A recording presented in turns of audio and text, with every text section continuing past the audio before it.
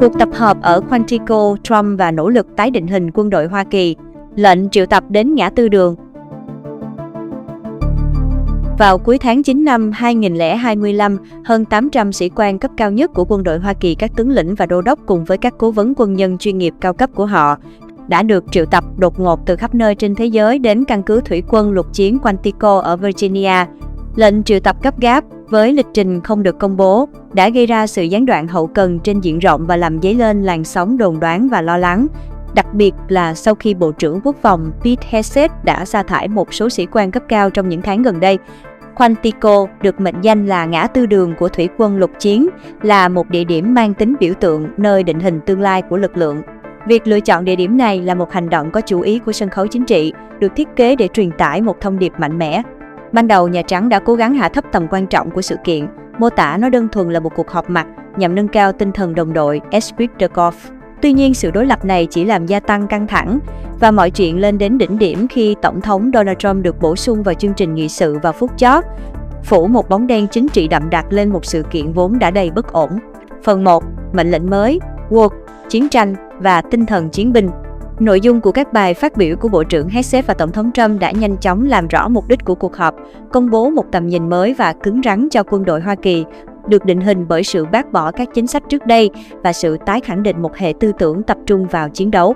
Trọng tâm của sự thay đổi này là việc chính thức áp dụng danh xưng Bộ Chiến tranh Department of War thay cho Bộ Quốc phòng Department of Defense, được trình bày như một sự tái khẳng định lịch sử về mục đích, bản sắc và niềm tự hào của chúng ta. Song song với sự thay đổi về danh xưng là một cuộc tấn công toàn diện vào cái mà chính quyền gọi là văn hóa woke. Hegseth tuyên bố chấm dứt cái mà ông gọi là ngụy biện điên rồ, rằng sự đa dạng là sức mạnh của chúng ta. Ông nhắm thẳng vào các chính sách cụ thể, các văn phòng đa dạng, công bằng và hòa nhập, các tháng bản sắc, và các chương trình thăng chức bị cho là dựa trên hạn ngạch về chủng tộc hoặc giới tính sẽ bị loại bỏ. Tầm nhìn mới cũng vạch ra các tiêu chuẩn mới cho quân nhân. Hegseth yêu cầu các tiêu chuẩn thể chất nghiêm ngặt hơn, ngang tầm nam giới, áp dụng cho tất cả mọi người, đồng thời chỉ trích gay gắt các tướng lĩnh và đô đốc béo phì. Đáng lo ngại hơn là những thay đổi về kỷ luật.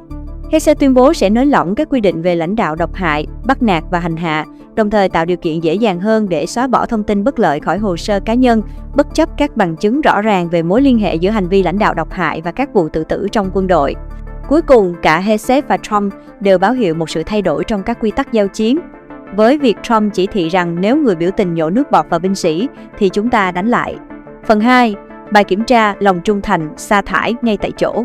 Sự kiện tại Quantico không chỉ đơn thuần là việc công bố chính sách mới, nó còn là một bài kiểm tra lòng trung thành công khai và không khoan nhượng, chuyển trọng tâm từ lòng trung thành với thể chế và hiến pháp sang lòng trung thành cá nhân với tổng tư lệnh. Ngay trước khi đến Quantico, Tổng thống Trump đã đưa ra một lời đe dọa rõ ràng: tôi sẽ gặp gỡ các tướng lĩnh và đô đốc và các nhà lãnh đạo, và nếu tôi không thích ai đó, tôi sẽ sa thải họ ngay tại chỗ.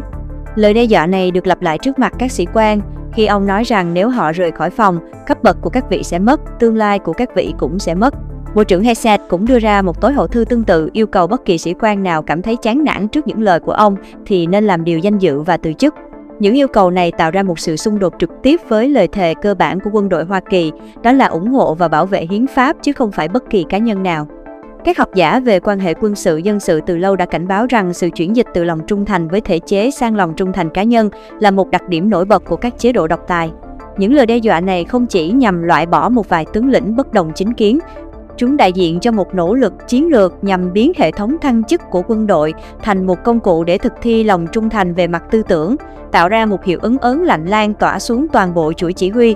Phần 3. Hướng lực lượng vào nội địa, vai trò của quân đội tại quê nhà.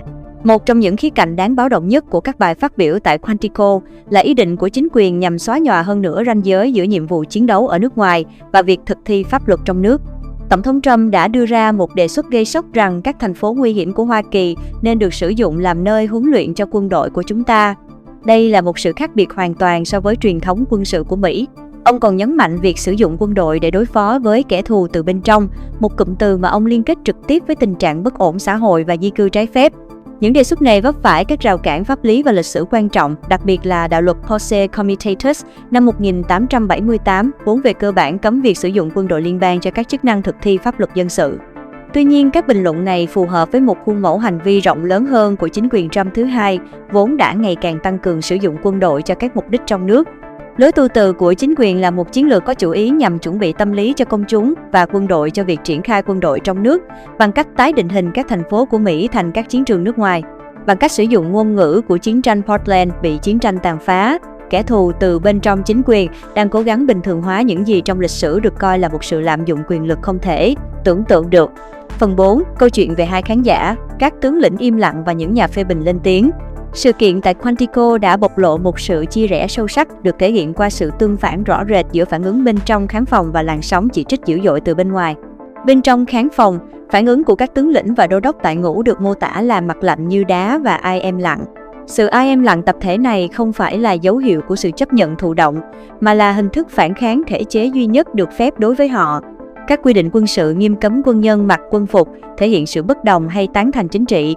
Do đó, sự ai em lặng có kỷ luật của họ là một lựa chọn có ý thức một hành động mạnh mẽ phi ngôn ngữ, vừa thể hiện sự tôn trọng đối với văn phòng tổng thống, vừa từ chối xác thực nội dung đảng phái. Trong khi đó, bên ngoài, phản ứng dữ dội đã nổ ra ngay lập tức. Các nhà lập pháp đảng Dân Chủ đã lên án gay gắt sự kiện này, với thượng nghị sĩ Chris Murphy chỉ trích chi phí hàng triệu đô la để các tướng lĩnh nghe những lời lẽ kỳ quặc này. Giới sĩ quan cấp cao đã nghỉ hưu cũng bày tỏ sự báo động sâu sắc.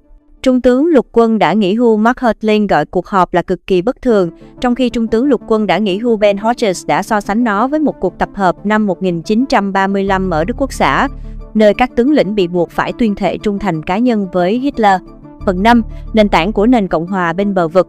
Cuộc họp tại Quantico không phải là một sự kiện cá biệt, mà là đỉnh điểm của những căng thẳng ở Mỹ từ lâu, đẩy mối quan hệ quân sự dân sự của Mỹ đến một điểm gãy. Nền tảng của nền dân chủ Mỹ dựa trên nguyên tắc về một quân đội phi đảng phái phục tùng sự kiểm soát của dân sự nhưng trung thành với hiến pháp. Các hành động của chính quyền tại Quantico là một ví dụ điển hình cho sự chuyển dịch từ kiểm soát dân sự khách quan sang kiểm soát dân sự chủ quan, biến quân đội thành một công cụ mở rộng hệ tư tưởng của đảng cầm quyền, một khái niệm được các học giả mô tả là cực kỳ nguy hiểm. Điều này đã đẩy các sĩ quan cấp cao vào một tình thế tiến thoái lưỡng nan. Nghĩa vụ của họ là gì khi họ tin rằng Tổng tư lệnh đang ban hành các mệnh lệnh làm suy yếu hiến pháp mà họ đã thề bảo vệ? Ngoài cuộc khủng hoảng dân chủ trước mắt, các chính sách của chính quyền ưu tiên lòng trung thành cá nhân hơn năng lực, phá bỏ các hệ thống trách nhiệm và tập trung vào các cuộc chiến văn hóa trong nước chắc chắn sẽ làm suy giảm hiệu quả chiến đấu lâu dài của quân đội Mỹ, tạo ra một lỗ hổng an ninh quốc gia đáng kể. Hậu quả cuối cùng của việc thúc đẩy một tinh thần chiến binh dựa trên lòng trung thành chính trị là việc tạo ra một quân đội kém hiệu quả, ít được tin cậy và kém năng lực hơn. Kết luận con đường từ Quantico. Cuộc tập hợp tại Quantico không phải là một cuộc họp giao ban chính sách đơn thuần, mà là một thời điểm bước ngoặt một tuyên bố công khai về một mối quan hệ mới, được cá nhân hóa sâu sắc và chính trị hóa giữa Tổng thống và các lực lượng vũ trang. Sự kiện này để lại những câu hỏi dai dẳng, các chỉ huy sẽ thực hiện các chỉ thị mới này như thế nào? Các hội đồng thăng chức giờ đây sẽ cân nhắc sự tuân thủ về mặt tư tưởng ra sao. Con đường từ Quantico sẽ đầy rẫy những thách thức.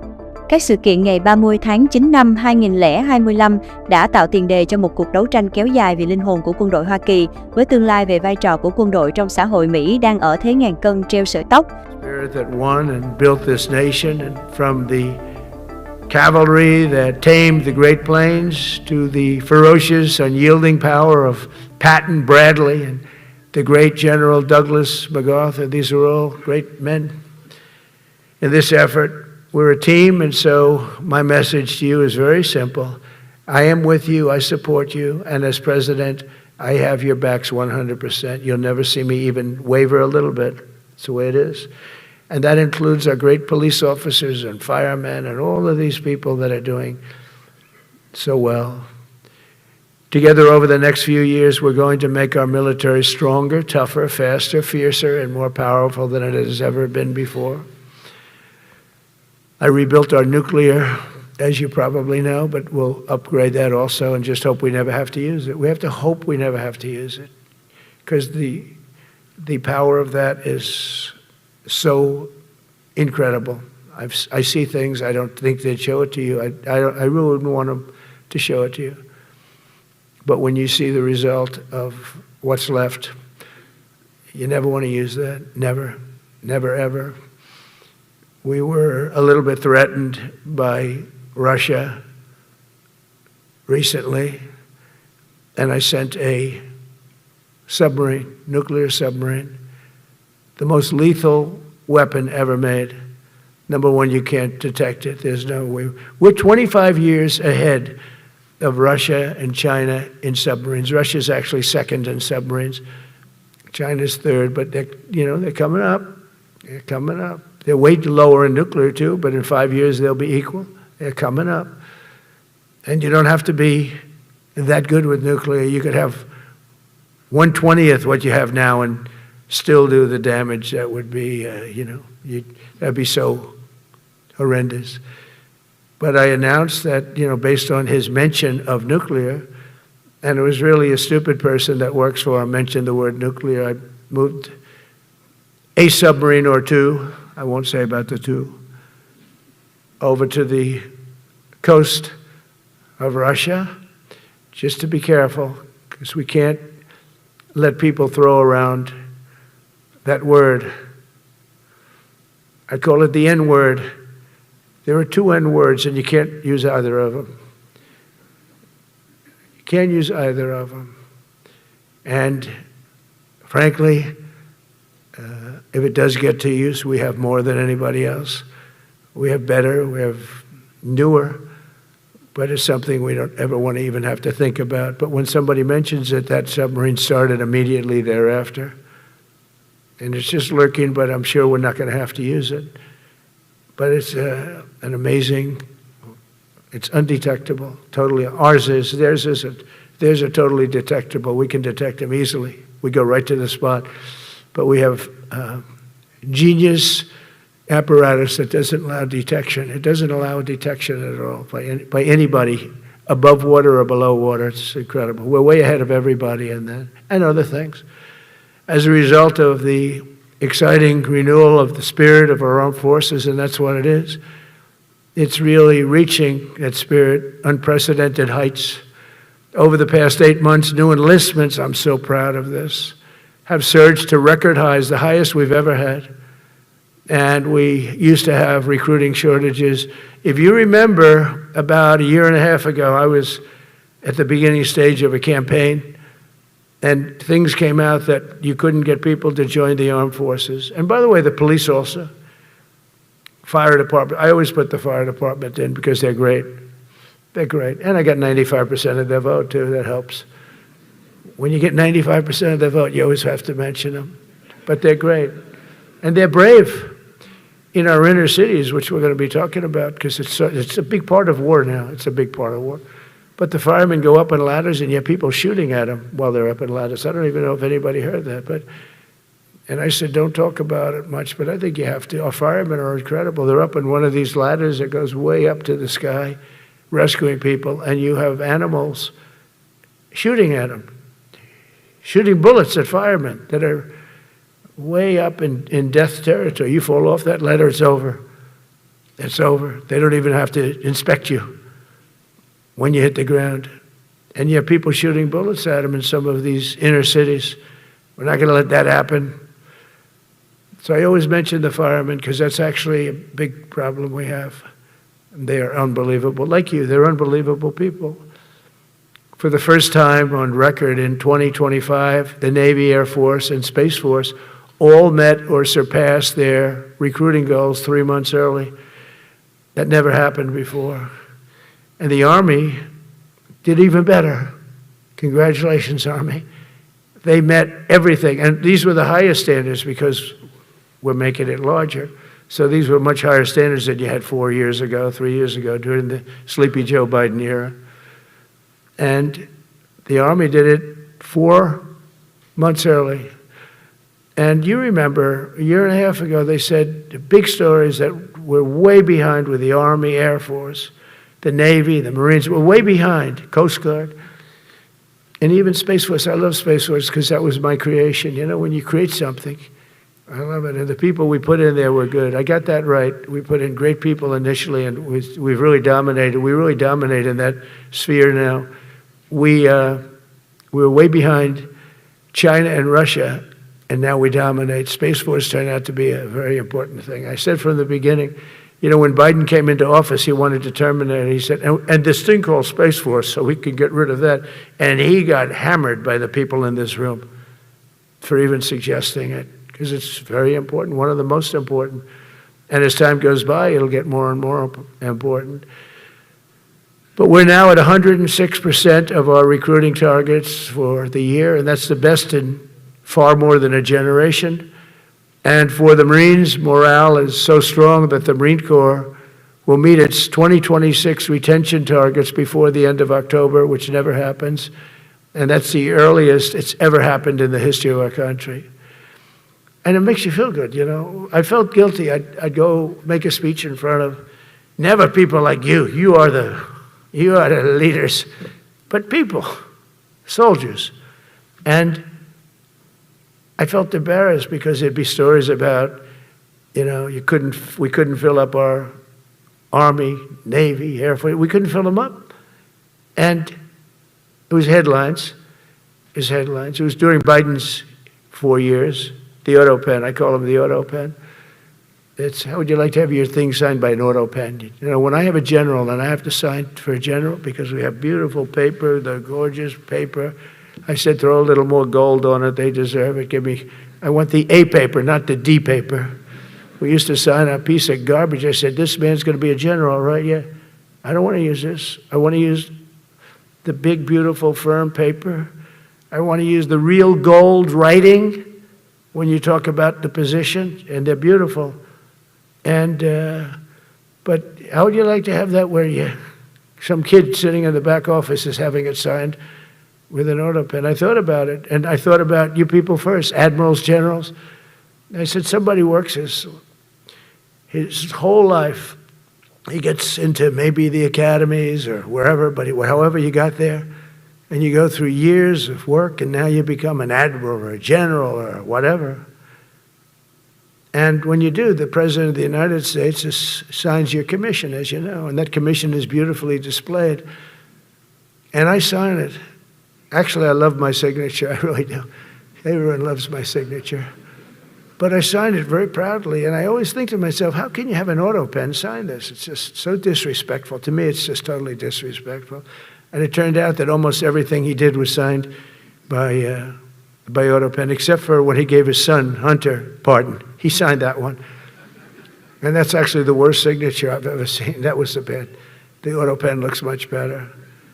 But as leaders, our commitment to every patriot who put on the uniform is to ensure that American military remains the most lethal and dominant on the planet, not merely for a few years, but for the decades and generations to come, for centuries. We must be so strong that no nation will dare challenge us, so powerful that no enemy will dare threaten us, and so capable that no adversary can even think about beating us. And we've had it recently. I had India and Pakistan were going at it, and I called them both. And in this case, I used trade. I'm not going to trade with you. You start two nuclear nations, big nuclear. And no, you cannot do that. I said, yes, I can. You go into this frickin' war that I'm hearing about. You know, actually, they just shot down 7 planes. 7 planes, it was starting. There's a lot of bad blood. And I said, you do this, there's not going to be any trade. And I stopped the war.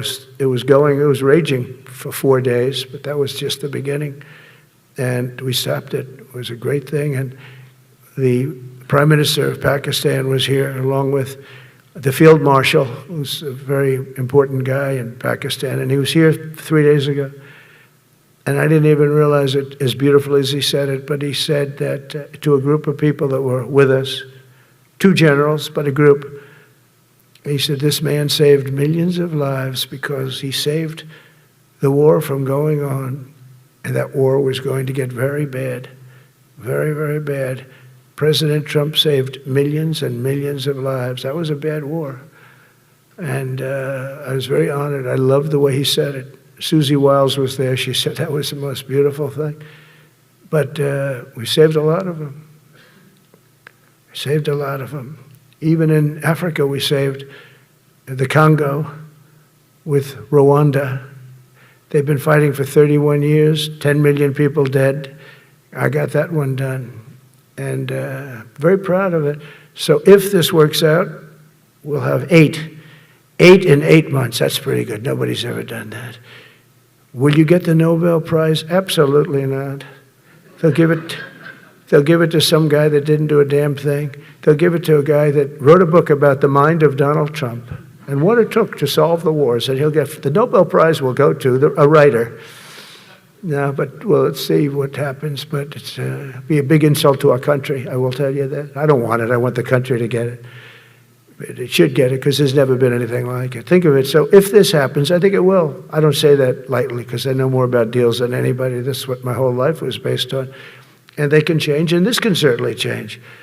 But we have just about everybody. We have one signature that we need, and that signature will pay in hell if they don't sign. I hope they sign for their own good and we create something really great. But to have done 8 of them is just like such an honor. And then we have Putin and Zelensky, the easiest one of them all. I said, that one I'll get done. I thought that was going to be first. The others were much harder, some of them. Azerbaijan this was going on for 36 years. They said, it's not solvable, sir, don't do it. I said, I will do it, I will do it. And I got on the phone with the 2 countries. They were great. They were great. I knew immediately. I knew as soon as I started talking to them, we're going to solve that war, and we did. Now they're so happy. Now they're friends. One said he's been president for 32 years, 22 years. He said, for 22 years, I did nothing but kill his people. They were in the room together at the Oval Office. And they started off spread like this. I have the beautiful Resolute desk. And one was here, and one was here. You couldn't get further away. That's the furthest I've ever seen 2 people in front of me. And as the hour went by, they got closer, closer, closer. And at the end of the hour, we had it done. And they hugged and hugged and hugged. And I said, that's so nice, and you're going to remain friends. And I spoke to them, one of them the other day. He said, no, he's now my friend. But for 22 years, he's been the head of Azerbaijan for 22 years. And the other guy, great guy too, 7. And that war, that was a war that was not solvable. He said for 7 years. The other one said for 22 years. All I did was kill his people. That's all I've done. I said, well, we're going to put a stop to that. So we solved that. So it's a great thing. It's a great feeling. You're saving Kosovo and Serbia. You're saving so many lives doing this if you can do it. But our people deserve nothing less than the very best, and we're never going to let them down. And if we can solve wars instead of you having to fight wars, wouldn't that be wonderful, right? Wouldn't that be wonderful? That's why one of the first executive orders I signed upon taking office was to restore the principle of merit. That's the most important word. Other than the word tariff. I love tariffs. Most beautiful word. But I'm not allowed to say that anymore. I said tariff is my favorite word. I love the word tariff. We're becoming rich as hell. We have a big case in front of the Supreme Court, but I can't imagine. Because this is what other nations have done to us. And we have, great legal grounds and all, but you still have a case. It would be very bad if something happened. But I said, my favorite word in the English dictionary is the word tariff. And people thought that was strange. And the fake news came over and they really hit me hard on it. They said, what about love? What about religion? What about God? What about wife, family? I got killed when I said tariff is my favorite word. So I changed it. It's now my 5th favorite word. And I'm okay with that. I'm okay with that. But they hit me hard. But it is. When you look at, we've taken in trillions of dollars. We're rich again. And there'll never be, when we finish this out, there'll never be any wealth like what we have. Other countries were taking advantage of us for years and years. You know that better than anybody. And now we're treating them fairly. But the money coming in is, we've never seen anything like it. The other day they had $31 billion that they found, $31 billion. So we found $31 billion and we're not sure from where it came. A gentleman came in, a financial guy. I said, well, what does that mean? He said, we don't know where it came. I said, check the tariff shelf. No, sir, the tariffs haven't started in that sector yet. I said, yes, they have. They started 7 weeks ago. Check it. Comes back 20 minutes later. Sir, you're right. It came from tariffs. $31 billion. That's enough to buy a lot of battleships, Admiral, to use an old term. I think we should maybe start thinking about battleships, by the way. You know, we have a Secretary of the Navy came to me, because I look at the Iowa out in California, and I look at different ships, the old pictures. I used to watch Victory at Sea. I love Victory at Sea. Look at these admirals. It's got to be your all-time in black and white. And I look at those ships. They came with the destroyers alongside of them, and man, nothing was going to stop. They were 20 deep, and they were in a straight line, and there was nothing going to stop them. And we actually talk about, you know, those ships. Some people would say, no, that's old technology. I don't know. I don't think it's old technology when you look at those guns. But it's something we're actually considering, the concept of battleship. Nice 6-inch sides, solid steel, not aluminum that melts if it looks at a missile coming at it. Starts melting as the missile's about 2 miles away. Now, those ships, they don't make them that way anymore, but you look at it, and your secretary likes it, and I'm sort of open to it. And bullets are a lot less expensive than missiles. A lot of reasons. I should take a vote, but I'm afraid to take that vote because I may get voted out on that one. But I tell you, it's something we're seriously considering. There were powers. There were big powers. They were just about as mean and scary as you could be. And so we're looking at that. One of the biggest cases that we won was the decision of the United States Supreme Court to allow us to proceed on the word merit. Merit. So those two words are right up there. So this is, I would say, the opposite if you ask for a definition. The opposite of political correctness. We went through political correct, where you had to have people that were totally unfit to be doing what you're doing for many reasons. I won't get into them. But for many reasons, they were unfit. Now, it's all based on merit. That was such an unbelievable decision. I didn't expect we were going to win that one. We went in. We said we need it. We went in for colleges, you know, where kids with a C average are getting into the best colleges, and the kids with A averages won't get in, and kids with the highest boards and the highest marks and the best marks couldn't get into the best schools, and people that had not good boards and not very good marks, I mean, okay, but nothing special, they were getting into our best colleges. I said, this is just crazy. You can't run a country like this. And it was lingering for years, and it got to the Supreme Court, and we won that decision. Merit, everything's based on merit. You're all based on merit. We're not going to have somebody taking your place for political reasons because they are politically correct, and you're not. We take the people that are going to do the best job. That's all. It's very simple. And that's the way our country was built. We were built on merit. We got away from it for a long time. And everyone understands it. And it was done. It was approved. I give great credit to the Supreme Court because I thought they had tremendous courage. I didn't think they'd do that. That was tremendous. I give them maybe for that decision almost more than anything, because it's a hard decision to make. It's really hard. The apparatus of our country was not set up for merit. It was set up for political correctness. And you can never be great if you're going to do that. And we're going to be greater than we ever were before.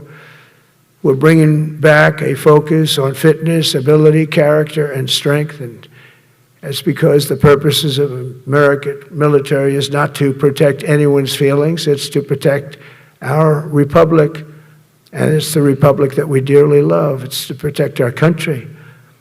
We will not be politically correct when it comes to defending American freedom, and we will be a fighting and winning machine. We want to fight, we want to win, and we want to fight as little as possible. You have to count on people like me to keep you out of wars, because we don't want to go into wars. Many of the wars that I just told you about, we could have entered those wars and settled them in a different way, lose a lot of our troops.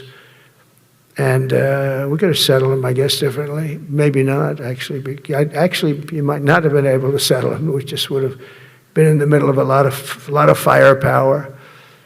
But when we do need it, you're going to be so ready. And you know it. But very importantly, with that goal in mind, I've committed to spending over $1 trillion on our military in 2026, and that's the most in the history of our country. $1 trillion. That's a lot of money. I hope you like that. Ma'ams and sirs, I hope you like it. That's a hell of a lot of money. We have the best of everything. Every branch is seeing major investments. And as I announced in the Oval Office in March, we are rapidly moving forward with the first ever 6th generation fighter jet. I didn't name it. I did not name it. Boeing came in and they said, sir, this is our submittal. It's the greatest fighting jet ever done. And you know, they're testing all these planes, all the companies are testing, and this one tested like through the roof. And they said, we'd like to name it the F-47. I said, all right, let me think about it. Then after thinking for about 2 seconds, I said, okay. You know what that means, 47, I'm 47. So I'm 45, 46, and 47, you know, if you think about it. I just don't want the credit for 46. I don't want to have their open borders and people coming in from all over the world, including jails and mental institutes. I don't want that on my record, but I like having it. We're investing tens of billions of dollars in modernizing our nuclear deterrence capabilities like never before. And we've begun construction on what we call the Golden Dome missile defense shield. It'll be the most sophisticated in the world. You watched it do well until they had some problems at the end with a little bit of a lack of ammunition, defensive ammunition, but they've got that taken care of. But I tell you, it's what we're doing is so good, and we deserve it. You know, we help other countries with it. We don't have it ourselves. And Canada called me a couple of weeks ago. They want to be part of it. To which I said, well, why don't you just join our country? You become 51, become the 51st state, and you get it for free. So I don't know if that made a big impact, but it does make a lot of sense. It actually makes, because they're having a hard time up there in Canada now, because as you know, with tariffs, everyone's coming into our country. We have more investment than we've ever had before, $17 trillion coming in. As an example, in 4 years, Biden didn't have $1 trillion. We have 17 trillion more than that in 8 months coming in.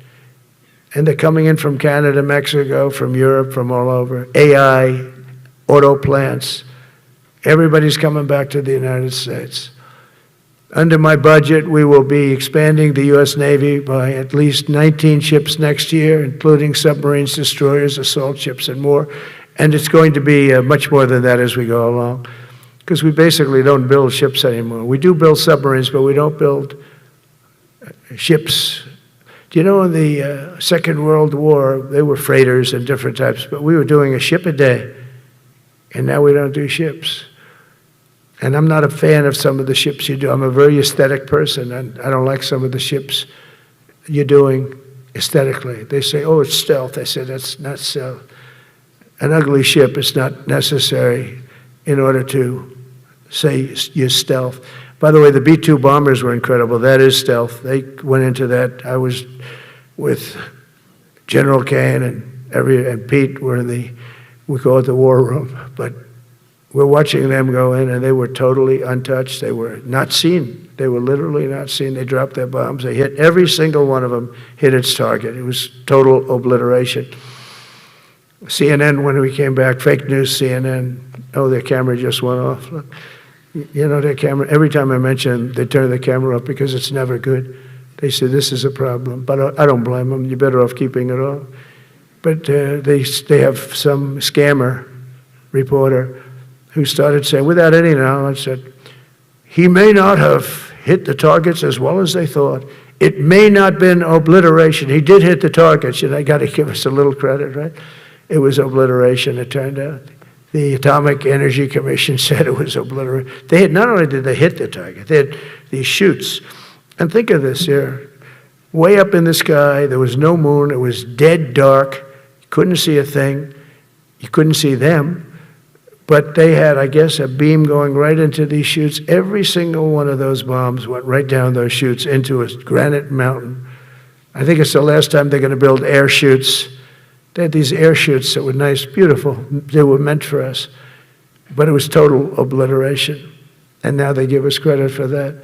But these people were phenomenal. I tell you, for the Air Force people here, You can be very proud. That Beetle, we just ordered a lot of new ones and updated ones, but I'd take the other ones. Let me tell you, they couldn't have worked any better. So they flew for 37 hours total, back and forth, no stops, no nothing. We had 52 tankers loading them up. And that's a job I wouldn't necessarily want too much, flying a tanker, loaded up with hundreds of thousands of gallons of fuel. I don't know if I'd do that job. I asked the question, what happens if it gets hit? Sir, you don't want to know about that, right? I don't want to know about that. But those guys, they just hear us. They're incredible. I had them all to the Oval Office. We had the B-2 pilots and a lot of the people, even the people that took care of them, the maintenance people, just as important. We had them all to the White House, gave them a big party on the lawn, brought some of them into the Oval Office. But on top of all this, we'll deliver a hard-earned pay raise of 3.8% to every soldier, sailor, airman, Coast Guardsman, Space Guardman, and Marine, something you weren't getting from the past administration. They did not treat you with respect. They're Democrats. They never do. Not only are we rebuilding our great strength, but for the first time in years, my administration is actually using that strength to defend the core and vital interests of America. And very simply, we are putting America first. And I have since I've been elected. I've always put America first. It's sort of simple, you know, when you think. My campaign was run on common sense, and we did great. We got the highest numbers ever received in terms of districts. You know, they have it broken up, 2,500 versus 525. We won every swing state. We won the popular vote. We won everything. We won everything. You have to take a look at the map. It's almost entirely red, except there's a little blue line on each coast, and I think that's going to disappear too. We did really great, and part of it is because of our success with the military, the rebuilding of the military, the vote that I got from the military, and they're vicious people, you know, that we have to fight, just like you have to fight vicious people. Mine are a different kind of vicious, but they spread all these horrible, you know, they made up statements and said what I said about everything, but even about the military. But fortunately, the military didn't believe it. It's hard. You know, they make up a statement and they said, you say it. We had 25 people that said he never said that. 25. We had 25 affidavits. And they said, well, we're going with it anyway. You know, these sleazebags. And it's why the press is really losing all power, because people aren't believing it. We need an honest press. We need borders. We need borders. We need an honest press. We need fair elections. I mean, those three things. And we don't have an honest press. We have a really corrupt press. But we fight through the corrupt press. And the people understand. You have to do this stuff a lot. You have to go on television a lot, because you can't get a fair shake if you're going to rely on somebody else. They don't understand. They've destroyed the image of media. Now is at the lowest point it's ever been. It's lower than Congress. Can you believe that? It's something. But together with many of you in the room, we've brought back the fundamental principle that defending the homeland is the military's first and most important priority. That's what it is. Only in recent decades did politicians somehow come to believe that our job is to police the far reaches of Kenya and Somalia, while America is under invasion from within. We're under invasion from within. No different than a foreign enemy, but more difficult in many ways because they don't wear uniforms. At least when they're wearing a uniform, you can take them out. These people don't have uniforms. But we are under invasion from within. We're stopping it very quickly. After spending trillions of dollars defending the borders of foreign countries, with your help, we're defending the borders of our country from now on. We're not going to let this happen. Biden let people come in from prisons, mental institutions, drug dealers, murderers. You know, we had 11,488 murderers allowed into our country by this guy who had no clue. He had no clue. He shouldn't have been there in the first place, but he had no clue. The people that ran the office, the White House, were people that surrounded him, radical left lunatics that are brilliant people, but dumb as hell when it came to policy and common sense. And they allowed people from all over the world, from the Congo. They opened up prisons in the Congo. They came into our country, totally unmatched, unvetted, unchecked. And from all over, South America, not just South America. You know, you think South America, no, but from all over. A lot came in from Venezuela. Venezuela emptied its prison population into our country. That's why they have Tren de Aragua, one of the worst gangs ever. But we took care of them. We took good, strong care of them. And I just want to thank the National Guard in Washington, D.C. It's embarrassing to say this. Now I can say it because we solved it. But Washington, D.C. was the most unsafe, most dangerous city in the United States of America. And to a large extent, beyond. And beyond that. You go to Afghanistan, they didn't have anything like that. You go to countries that you would think there's problems, they didn't have that. And now Washington, D.C., after 12 days of serious, serious intensity, we took out 1,700 career criminals. If you have 5 career criminals, they can make your numbers look very bad because they'll commit many crimes a day. But we took out 1,700, and they took them out. There was no doubt who the boss was. They did an unbelievable job. Then they started even cleaning. I said, I don't want them doing that, sir. They were cleaning it up. I drove through it 2 days ago. It was beautiful. People are walking down the street holding hands, man and wife, coming from Iowa. They're not worried about being shot. Washington, D.C. is now a safe city. In fact, I went out to dinner with my crew. I haven't done that. In theory, I wouldn't do it. And I felt totally safe. And nobody's been attacked. Nobody's been hurt. Washington, D.C. went from our most unsafe city to just about our safest city in a period of a month. We had it under control in 12 days, but give us another 15, 16 days, it's perfect. And people other than politicians that look bad, they think, you know, the Democrats run most of the cities that are in bad shape. We have many cities in great shape too, by the way. I want you to know that. But it seems that the ones that are run by the radical left Democrats, what they've done to San Francisco, Chicago, New York, Los Angeles, they're very unsafe places. And we're going to straighten them out one by one. And this is going to be a major part for some of the people in this room. That's a war too. It's a war from within. Controlling the physical territory of our border is essential to national security. We can't let these people in. You know, we had no people enter in the last 4 months. 0. Even I can't believe that. You know, we had millions coming in, pouring in. 25 million all told, and of those 25 million, many of them should never be in our country. They would take their worst people and their people from prisons and jail, and they'd put them in a caravan and they'd walk up. CNN was interviewing one person. Oh, why are you coming? I want freedom. Good. Were you in jail? Yes. For what? Murder. He said, you're in for, you had to see this anchor, a young woman. She's like, I couldn't believe.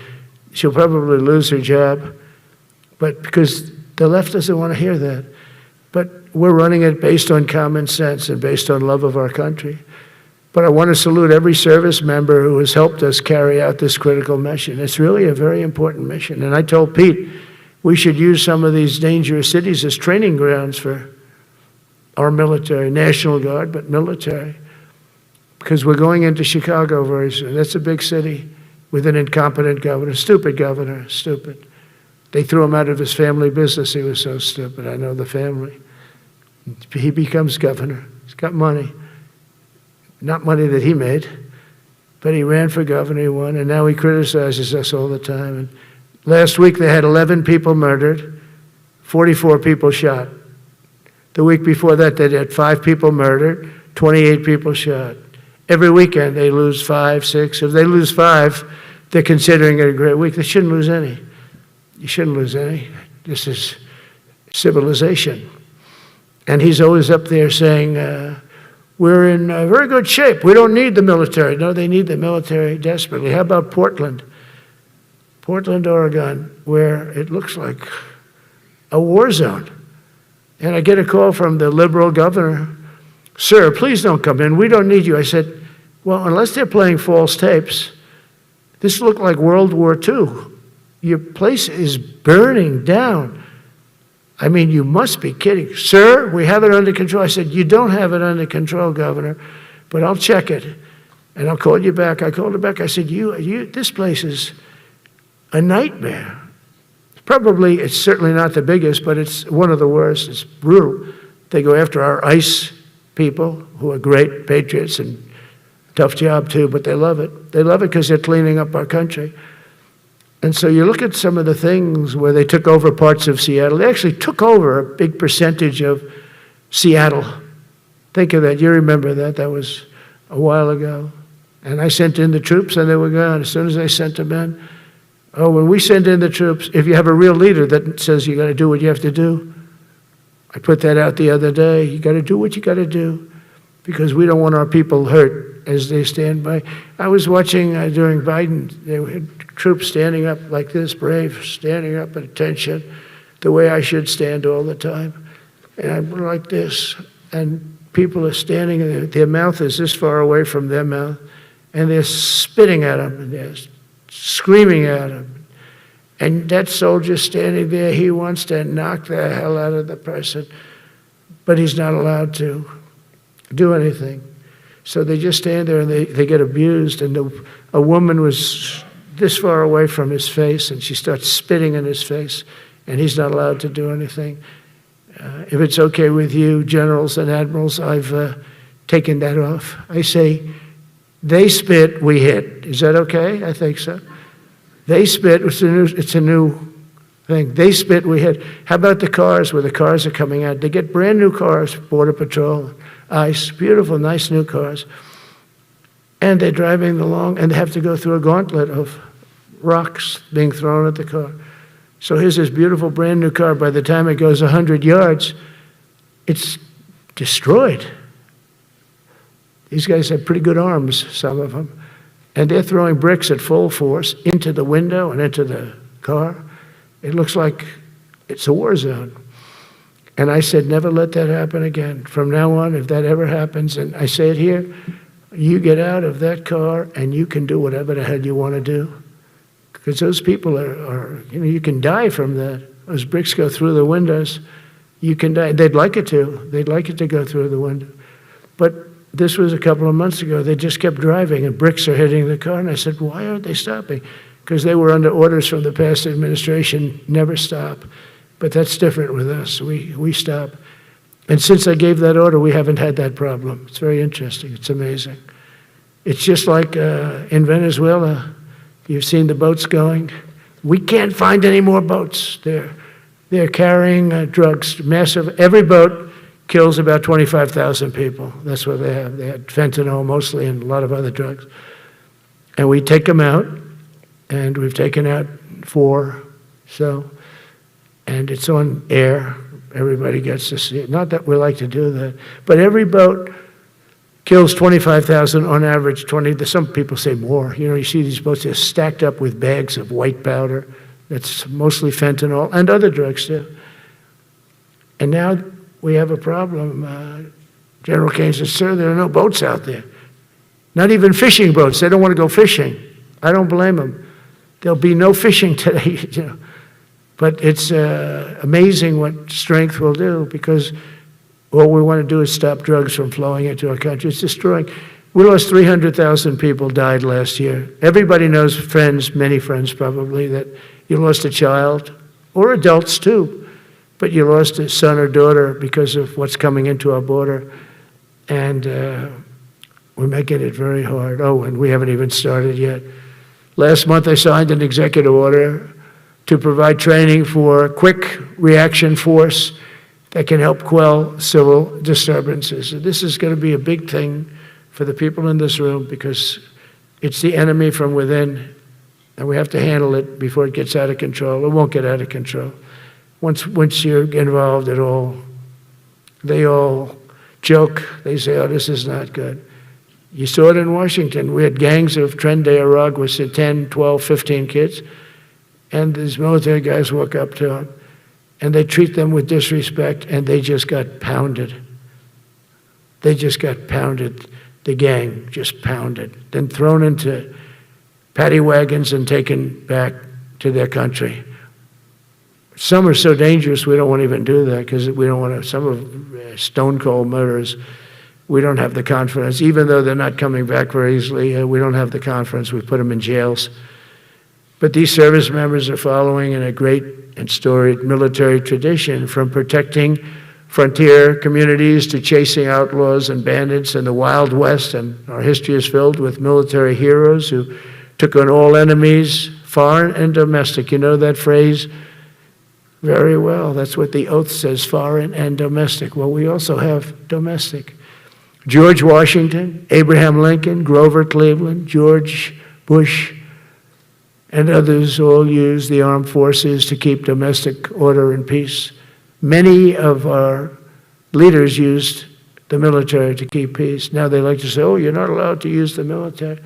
And you know what the people say? The people in those cities where they're being raped and shot and beat up, you know what they say? We love the military. You ever see where they interview the people on the street? I've never seen somebody say they don't, unless they're radical and paid off, because a lot of these insurrectionists are paid by, whether it's Soros or other people, but they're paid by the radical left. So today I want to thank every service member from general to private who has bravely helped us secure the nation's capital and make America safe for the American people. It's amazing. The whole world is watching. Everybody in the White House, they come up to me, young women, sir, thank you. I know immediately what they thank you. They don't have to say it. They walk to work now to the White House. We haven't had a crime in Washington in so long, because we got the careers, we call them the careers. We got these lunatics out, and they'll never be any good. You know, I hate to tell this to the liberal media. You could spend time with them. You could do whatever you want. You could send them to the finest schools, which they couldn't get into anyway, mentally. They couldn't get in, but no matter what you do, they'll never be good. They're bad. They're career criminals. I don't know, maybe they were born that way. Some people don't like me to say that, but maybe they were. Certainly some were.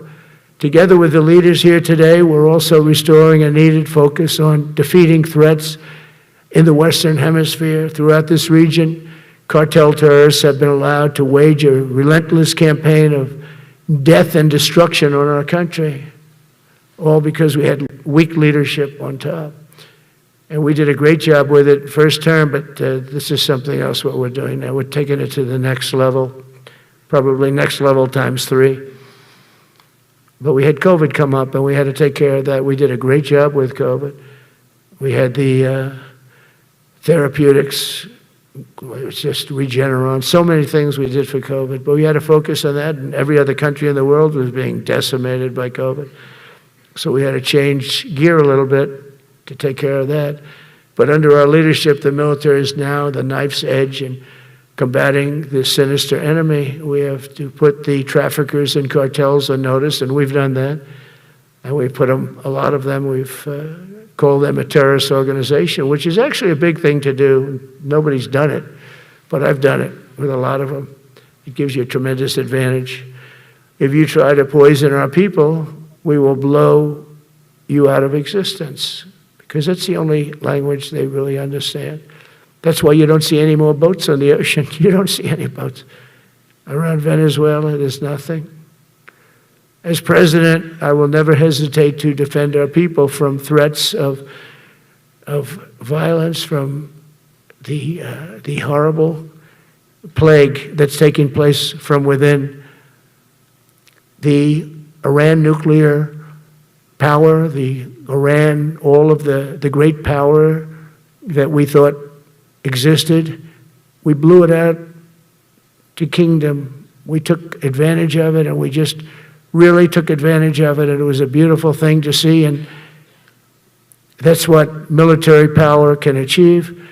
That's why I chose Raising Cane. He's fantastic, by the way. I hope you all agree. If anybody disagrees, could I please have your hand? Who disappears that Raising Cane is no good? Just raise your hand. I don't see any hands raised. All right. That means you're okay. That means that he's okay now, but I saw his results. You know, he took out ISIS. I was told it was going to take 4 years. It took 4 weeks. I went to see him, and he took him out in 4 weeks, knocked him out, knocked him to hell. And I was told by military people it was going to take 4 to 5 years to do it. And I don't even know if we'll have it then, sir. These were the Washington generals. I call them the television generals. But Raising Cane did it in 4 weeks, took out 100% of the ISIS caliphate. As a result of these actions and many others since my inauguration, we're witnessing the triumphant return of peace through strength. We have great peace through strength. America is respected again as a country. We were not respected with Biden. They looked at him falling downstairs every day. Every day the guy's falling downstairs. He said, it's not our president. We can't have it. I'm very careful, you know, when I walk downstairs like I'm on stairs, like these stairs, I walk very slowly. Nobody has to set a record. Just try not to fall, because it doesn't work out well. A few of our presidents have fallen and it became a part of their legacy. We don't want that. You walk nice and easy. You don't have to set any record. Be cool. Be cool when you walk down, but don't pop down the stairs. So one thing with Obama, I had zero respect for him as a president, but he would bop down those stairs. I've never said, da-da, da-da, da-da, pop, pop, pop. He'd go down the stairs, wouldn't hold on. I said, it's great. I don't want to do it. I guess I could do it. But eventually, bad things are going to happen, and it only takes once. But he did a lousy job as president. A year ago, we were a dead country. We were dead. This country was going to hell. We were dead in every way, from immigration to military. We didn't have the weapons. We were given everything to Ukraine. We had nothing. And by the way, I have to tell you, now, as you know, I went over and I met with NATO, and NATO raised from 2 to 5, which everyone said 5% of GDP. Millions and now trillions of dollars are pouring in. They didn't pay the 2% because they know we were there to pay it. And now they paid the 5%. That's trillions of dollars. And we're not spending any money on that war, not 10 cents. We sell our equipment to NATO. NATO pays us for the equipment, and they give it to Ukraine or whoever they give it to. They can keep it, but we're not involved. We have no money going out. Biden gave $350 billion, not sustainable, $350 billion. And we have a war that should have never started. But we're not doing that anymore. So I just want you to know we're selling equipment. Our people are buying equipment. They are buying the equipment at full price, a fair price. So I don't want to say we're making money, because I don't want to be making money on a war. It's too many people dying. They're losing 7,000 soldiers a week. A lot of them are Russian soldiers, but between the two countries, mostly soldiers, by the way. Sometimes, you know, in Kiev, they'll lob a missile in or some drones in, kill some people. But mostly it's soldiers. Russia and Ukraine are losing 7,000 souls. And, you know, they're not American. They're not us. They're not you. We have a special obligation. But they're soldiers. They're young people. They leave their parents. They wave goodbye. And then 2 days later, they're blown up so unnecessarily. And so that's the primary reason I want to get it done. We got to get it done. It's crazy what's going on. That's the worst war that there's been since World War II. The number of soldiers that are being killed there is just crazy. From 5,000 to 7,000 soldiers die a week. Think of that. So I think we'll get that done. But that's turned out to be the toughest one. I'm so disappointed in President Putin. I thought he would get this thing over with. He should have had that war done in a week. And I said to him, you know, you don't look good. You're 4 years fighting a war that should have taken a week. Are you a paper tiger? And it's a shame, but I think eventually we'll get that one done, just like in theory, I want to knock on wood, because you never know. It's like we're going to have the Middle East done, which is actually a much harder thing to do. I mean, thousands of years, but we have to get that war done. So now just think of it, we're a dead country. I was with the King of Saudi Arabia, a great guy. I was with the Emir of Qatar. I was with the great leadership of UAE. I was over there. We brought back $2 trillion and more. They ordered 200 planes, Boeings. They ordered so much, and they were great. But they all said essentially the same thing. They said, 1 year ago, you were a dead country, And now you're the hottest country anywhere in the world. We're the hottest country in the world right now. The absolute hottest country in the world. There's nobody even close. Putin said that to me. We met in Alaska, had a good meeting. Then he went back and started sending drones into Kiev. I said, I thought we had a good meeting. But it's one of those things. But we were a dead country a year ago. And now we're the hottest country anywhere in the world. Think of that. You can be proud of that. And you must have felt like hell when you have a wife or a husband at home and you used to read the numbers that we can't get people to join the Army, Navy, Air Force, Marines, Coast Guard. You must have felt like, I have a job that nobody wants. That doesn't feel good. Well, now you have a job that is brimming over with people wanting it. They want it. And you're able to get a much higher quality because now you have your choice. You want so many. And we're going to have many, many people that aren't going to be able to join because of the fact that we don't need them at this moment. But think of it, what a difference that is from, I could just imagine 2 years ago, you're reading front page articles in the New York Times, of course, and Wall Street Journal. They always give us unfair stories. But they played it so big, they were playing it so big. Nobody wants to join the Army, the Marines, the Air Force. They don't want to join. They don't want to join the Coast Guard at all. Nobody wants to join. Nobody wants to join our police forces. Our police forces also. It almost went hand in hand. And I used to say, boy, I'm speaking in front of the military today, and it's embarrassing because I'm speaking in front of people who have a job that other people don't want, but now you have a job that everybody wants. So I think that has to make you feel good. It's one of the reasons I love being here today, because I wanted to say that. I have to say that everybody wants to be in the Army, the Navy, the Air Force, the Marines.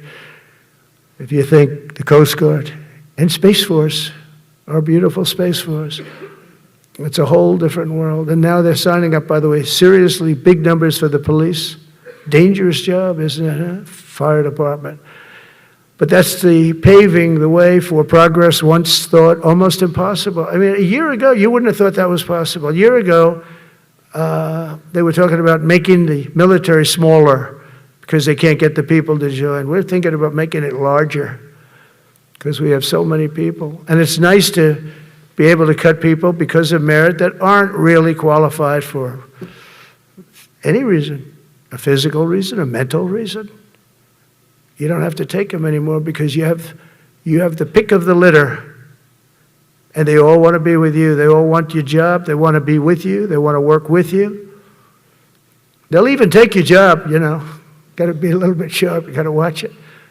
But everybody wants to be doing what you're doing now. What a difference when I speak to you, and I can say that as opposed to a couple of years ago when I was talking to rooms where they were desperate to get people and they couldn't get them.